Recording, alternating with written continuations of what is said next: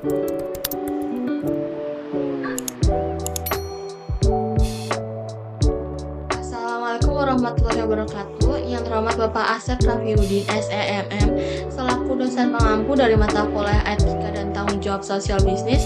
Di sini saya akan menjelaskan beberapa materi apa saja yang ada di mata kuliah Etika dan Tanggung Jawab Sosial Bisnis dari awal perkuliahan sampai minggu kemarin sebelum UTS.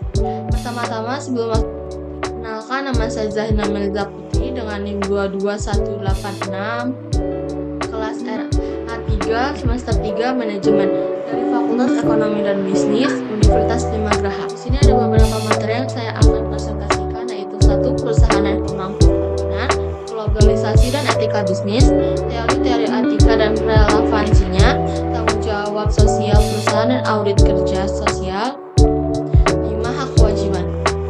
Materi pertama yaitu perusahaan dan pemangku kepentingan. Pengertian dan jenis stakeholder.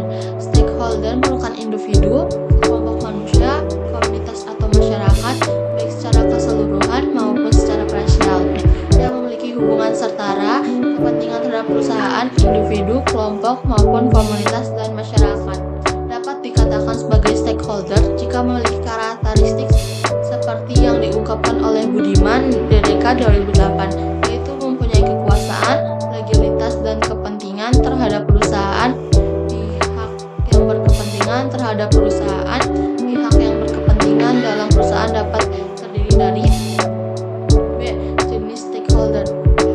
1. Pengusaha atau pemegang saham. 2. Para pekerja dan serikat pekerja. 3. Para pengusaha pemasok. 4. Masyarakat atau konsumen. 6. Perusahaan dan pengguna. 6. Masyarakat sekitar. 7. Pemerintah. Berbagai pihak yang memiliki kepentingan utama atau stakeholder dalam organisasi ataupun dalam perusahaan ada sebagai berikut. 1. Pemilik atau pemegang saham. 2. Karyawan atau employee. 3. Kreditor. 4. Pemasok. 5. Pelanggan. 6. Pesaing. 7. Pemerintah. Berdasarkan kekuatan, posisi penting, dan pengaruh stakeholder terhadap suatu isu, stakeholder dapat dikategorikan dalam beberapa kelompok, yaitu 1. Stakeholder umum atau premier. Stakeholder umum merupakan stakeholder yang memiliki kaitan kepentingan secara langsung dengan suatu kebijakan, program, dan proyek. 2. Pendukung atau sekunder. Stakeholder pendukung atau sekunder adalah stakeholder yang tidak memiliki kaitan kepentingan secara langsung terhadap suatu kebijakan, program, dan proyek. 3. Stakeholder kunci. Stakeholder kunci merupakan stakeholder yang memiliki kewenangan dalam hal pengembalian keputusan. Materi yang kedua, globalisasi dan etika bisnis. Apa pengertian etika bisnis dan globalisasi? Etika bisnis di era globalisasi, bisnis merupakan sebuah kegiatan yang telah mengglobal secara sisi kehidupan diwarnai oleh bisnis. D. Isu-isu dalam etika bisnis internasional. Dalam pelaksanaan bisnis yang melibatkan bisnis internasional akan selalu ada kendala dalam bentuk kemunculan isu, yaitu 1. Ketenaga kerjaan. 2. HAM. 3. Lingkungan. 4. Korupsi. 5. Tanggung jawab perusahaan. C. Menentukan perilaku tidak etis dalam bisnis internasional. Perilaku tidak etis mengacu pada tindakan dan keputusan yang selaras dengan nilai prinsip dan kode moral individu atau organisasi. Pelaku tidak etis di sisi lain mengacu pada tindakan dan keputusan yang melanggar nilai-nilai dan kode moral ini. Ada beberapa faktor yang dapat mempengaruhi perilaku etis dan tidak etis dalam organisasi, antara lain 1. Budaya organisasi. 2. Kepemimpinan. 3. Karakteristik pribadi. 4. Inisiatif dan konsekuensi. 5. Struktur dan sistem organisasi. D. Teori etika bisnis internasional. Adapun etika bisnis dilandasi oleh beberapa teori. Terdapat 4 teori dalam etika bisnis, yaitu 1. Etika deontologi. Etika deontologi berasal dari bahasa Yunani, yaitu dewan berarti kewajiban dan logos yang berarti ilmu. Menurut teori ini, beberapa prinsip moral bersifat mengikat dan merupakan kewajiban bagi setiap manusia. Teori ini menekankan setiap manusia untuk melakukan segala sesuatu berlandaskan standar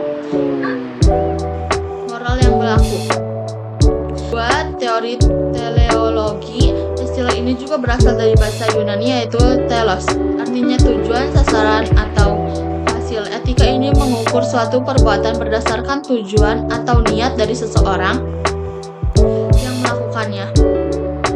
Tiga, etika hak. Teori etika hak adalah pendekatan yang banyak dipakai untuk mengevaluasi apakah tindakan, perbuatan, dan kebijakan bisnis yang telah tergolong baik atau buruk dengan menggunakan kaidah hak seseorang. Etika keutamaan. Etika keutamaan lebih mengutamakan pembangunan karakter pada diri setiap seorang. Dampak globalisasi terhadap bisnis. Dampak globalisasi pada dasarnya memberikan dampak pada perekonomian bisnis, entah itu secara langsung maupun tidak. Globalisasi perekonomian di sini sering atau erat dengan kaitannya perdagangan bebas dan telah menjadi hard fact bagi semua negara, termasuk pada negara-negara berkembang. Materi yang ketiga, memahami teori-teori etika relevansi. Konsep dan makna etika. Istilah etika atau etik berasal dari bahasa Yunani yang berarti perilaku seseorang, adat istiadat, persamaan batin, watak, serta kecenderungan hati untuk melakukan suatu perbuatan. Selain itu juga istilah etika juga dipahami sebagai kajian tentang tingkah laku manusia, tentang apa itu baik atau buruk, benar atau salah, sengaja atau tidak. Menurut beberapa ahli, 1. Teori moralitas sosial atau social morality theory. Teori ini bersumber dari pemikiran Thomas Hobbes 1988 sampai 1679, Amelia Durkheim 1958 sampai 1917, dan Max Weber 1868 sampai 1920. Teori ini menyatakan bahwa manusia itu hidup bermasyarakat, karena itu moralitas sosial menjadi landasan dalam kehidupan. Yang kedua, teori kepribadian mulia, personality virtue theory. Teori ini bersumber dari pemikiran Aristoteles 384 sampai 322 sebelum Masehi. Menurut Aristoteles, etika dikaitkan pada kepribadian, sifat, perangai, atau ciri-ciri perwatakan. 3. Teori teknologi atau technological theory. Istilah teknologi berasal dari bahasa Yunani atau telos yang berarti tujuan. Teori ini menyatakan bahwa baik atau buruknya suatu perbuatan itu tergantung tujuan yang akan dicapainya. 4. Teori deontologi atau deontological theory. Istilah deontologi berasal dari perkataan Yunani deon yang berarti kewajiban atau sesuatu yang diwajibkan. Tokoh teori ini deontologi adalah Immanuel Kant 172 sampai 1804. Dalam teori ini yang menjadi dasar baik atau buruknya suatu perilaku adalah kewajiban. Teori relevansi. 1. Pengertian relevansi. Menurut Kamus Besar Bahasa Indonesia KBBI, relevansi adalah kaitan atau hubungan. 2. Prinsip-prinsip relevansi. Menurut Spender dan Wilson, terdapat beberapa prinsip relevansi, yaitu sebagai berikut. 1. Setiap ujaran mengandung prinsip relevansi. 2. Tanpa memasukkan unsur-unsur konteks pendengar tidak dapat membuktikan kekuatan relevansi bahasa. 3. Pada suatu ujaran, struktur ujaran dan dapat menghasilkan dampak tersendiri sehingga dapat menimbulkan beberapa persepsi. Materi yang keempat adalah tanggung jawab sosial perusahaan dan audit kinerja sosial. Kesadaran atas kesenjangan sosial. Kesenjangan sosial suatu keadaan tidak seimbang sosial yang ada di masyarakat yang menjadikan suatu perbedaan. Kesenjangan yang lebar tidak hanya berkaitan pada ekonomi, tetapi juga amat besar dampaknya terhadap kondisi bangsa. Maka boleh dikatakan bahwa kesenjangan adalah karyawan yang besar. Masalah kesenjangan adalah masalah keadilan yang berkaitan dengan masalah sosial menurut Oman Sukmana 2005. Masalah kesenjangan berkaitan erat dengan masalah kemiskinan. Status perusahaan. Status perusahaan. Perusahaan adalah sebuah badan hukum yang mempunyai hak-hak legal tertentu bagaimana yang dimiliki oleh manusia, misalnya hak milik pribadi, hak paten, hak atas merek tersebut. Menurut De George secara khusus membedakan dua macam pandangan mengenai status perusahaan. Legal creator maksudnya melihat perusahaan sepenuhnya ciptaan hukum dan karena ini adalah hanya berdasarkan hukum. Legal recognition maksudnya tidak adalah memusatkan perhatian pada suatu perusahaan sebagai status usaha secara produktif. C. Konsep dan manfaat tanggung jawab sosial (SCR). Konsep Corporate Social Responsibility melibatkan tanggung jawab kemitraan antar pemerintah, lembaga, sumber daya, komunitas, juga komunitas setempat. Manfaat yang dapatkan dari pelaksanaan tanggung jawab sosial perusahaan, baik bagi perusahaan sendiri, masyarakat, pemerintah, dan pemangku kepentingan lainnya. Wibisono 2007 antaranya 1. Bagi perusahaan, 2. Bagi masyarakat, 3. Bagi lingkungan, 4. Bagi masyarakat, 4. Bagi negara. Regulasi kegiatan SIR.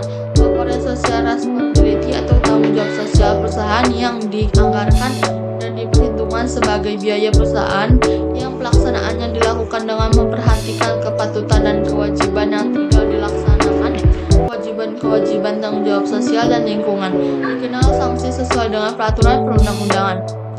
Audit sosial. Data yang berkenaan dengan keuangan tentunya merupakan ruang lingkup pemilik audit keuangan.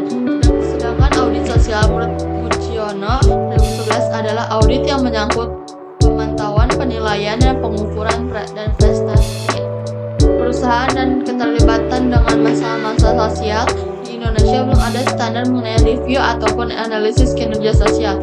Contohnya kegiatan sosial suatu entitas berupa CCR berupa prinsip pendekatan yang dikemukakan oleh Ersdenkai 2001 dan Mujono et al. 2007, yaitu multi-perspektif, komparatif, regular, verified, disclosed. Dan yang kelima yaitu hak dan kewajiban pemilik usaha. Pengertian hak dan kewajiban. Hak dan kewajiban merupakan hal yang melekat dalam setiap individu ataupun manusia. Hak dan kewajiban bukan suatu hal yang terikat satu sama lainnya. Hak adalah segala sesuatu yang harus didapatkan oleh setiap orang yang telah ada sejak lahir, bahkan sebelum lahir. Sedangkan kewajiban ada sesuatu yang wajib dilaksanakan, keharusan, sesuatu hal yang harus dilaksanakan. B. Beberapa hak dan kewajiban seseorang pengusaha, yaitu 1. Hak atas konfidensialitas. Seorang pengusaha berhak menjaga kerahasiaan perusahaan agar tetap memiliki keunggulan persaingan dibandingkan kompetitor. 2. Hak dan loyalitas pegawai. Seorang pengusaha berhak mendapatkan loyalitas dari pekerjaan. 3. Hak untuk membuat tata tertib. Sebuah perusahaan memiliki hak untuk membuat tata tertib yang diwajib ditaati oleh karyawan yang bekerja di dalamnya. Kewajiban pengusaha. Seorang pengusaha wajib memberikan upah tepat agar waktu karyawan yang bekerja di bawahnya dapat merasakan kesejahteraan. 2. Kewajiban memberikan kesempatan yang sama sebagai manusia. Karyawan menurut perlakuan yang adil tanpa membeda-bedakan dengan karyawan lainnya. Juga kewajiban memberikan pelatihan kerja. Seorang pengusaha wajib menyediakan pelatihan kerja demi meningkatkan kompetensi dan moral dari pekerjanya. Kewajiban menetapkan waktu kerja yang manusiawi. Jangan sampai seorang pengusaha menetapkan waktu kerja di luar batas normal sehingga karyawan dapat menderita gangguan fisik dan mental. 5. Kewajiban memberikan fasilitas keselamatan kerja. Seorang pengusaha wajib memperhatikan kesehatan dan keselamatan pekerja saat bekerja. Larangan bagi pelaku usaha berdasarkan Buku Perlindungan Konsumen No. 8 Tahun 99 meliputi berbagai hal berikut. 1. Hal produksi atau perdagangan. Hal menawarkan, mempromosikan, dan mengiklankan. 3. Pernyataan yang tidak benar atau menyesatkan. 4. Hal mengelabui atau menyesatkan. 5. Hal mempromosi iklan yang tidak dilaksanakan. 6. Hal hadiah yang tidak dilaksanakan. Sekian dari saya. Wassalamualaikum warahmatullahi wabarakatuh.